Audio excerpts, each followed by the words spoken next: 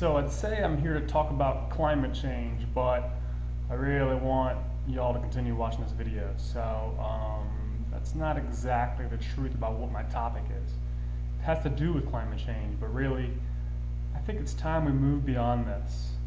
The reason I say that is because too many people are just talking about climate change, and I don't think enough of us are sort of wrapping our minds around what we should be doing as a result of this potential issue in our future.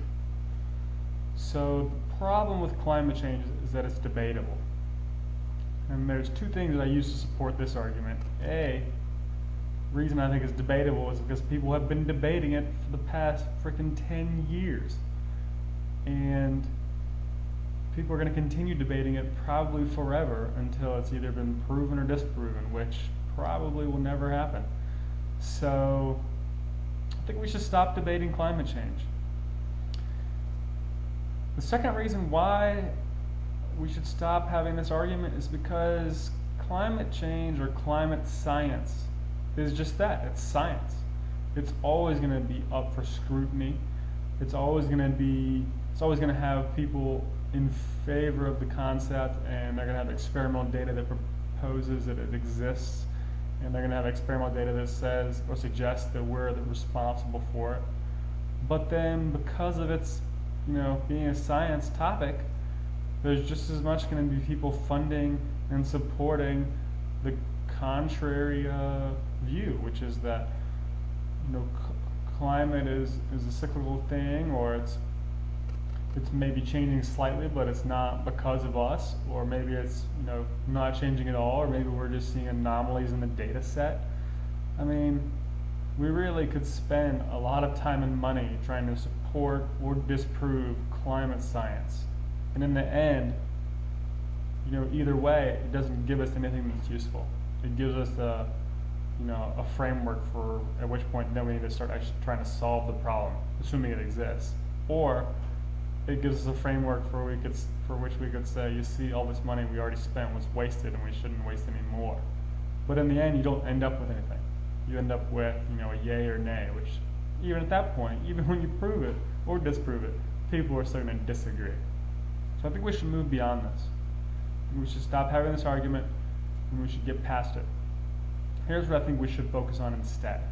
I think we should focus on the aspects of the urban environment that are clearly impaired, that are clearly not the way, or not of significant health in terms of their natural state, in terms of the way they function and behave. And there are three different areas I think we should look at. I think we should attempt to improve these areas. The first is water quality.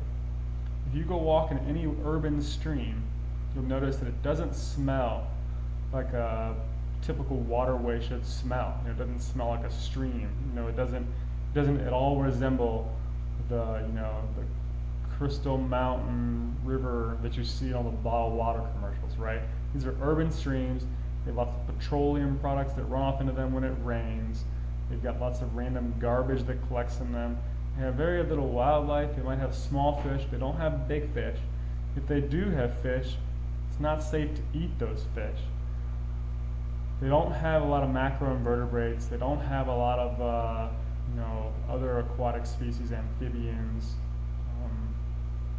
All of our shellfish or mollusks that are in these streams have become killed off. A lot of them have become endangered. Basically, our urban streams have just become huge conveyance systems for garbage and waste from our rivers, from our cities to our rivers, actually, which eventually out to the ocean. So I think we need to seriously look at this. We need to possibly try and fix the situation because, our rivers are connected to our aquifers. Our aquifers are, where we get our drinking water in a lot of situations. In some situations, we actually get our drinking water from surface water sources. Our rivers flow to big reservoirs. And, all these water sources are connected, and which means that, we're going to be drinking these water sources. And if we don't keep them clean, then they will continue to degrade. It will cost more money to try to make drinking water out of. Maybe even to a point where we can't do it. We just can't do it. Our current technology makes drinking water safe by getting rid of biological harmful things. But in terms of other chemicals that might end up in the water supply, we can't really do a whole lot about that. We just we test the water supply, and if it's got too much chemical in it, then we just don't drink it. We isolate it, and that's pretty much what we do. So, on a practical standpoint, we need to protect our drinking water by taking better care of our urban streams. On a sort of a more recreational standpoint, we should protect our urban streams and make them nicer, just so we can let our kids play in them. I mean, we can take kids and we can put them in the classrooms, and we can teach them all about urban stream environments and what they're supposed to see.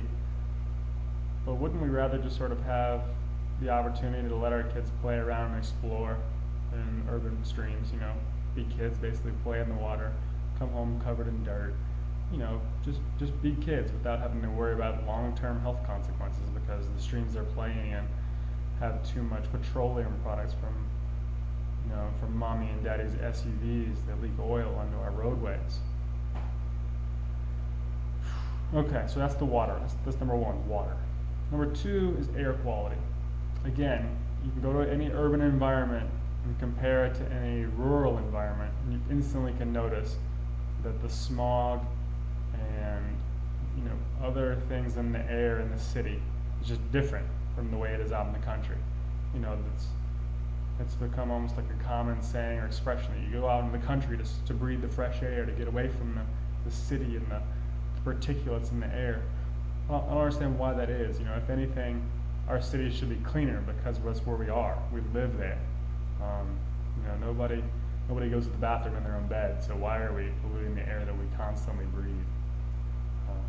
We're there to solve that problem, so I think it should be solved. We should focus on it. I don't think it's, again, this doesn't require a scientific inquiry or a multi-million-dollar research study or any kind of finding like that, even though those have already been done. It doesn't require like that to support the notion that kids that live in really big cities have more asthma. They have more respiratory problems. Our old people also have more respiratory issues when they live in cities where there's more cars, there's more smog, and there's more problems with the air quality. Third and last, I think we should focus on land quality. I think this most has to do with the issue of waste.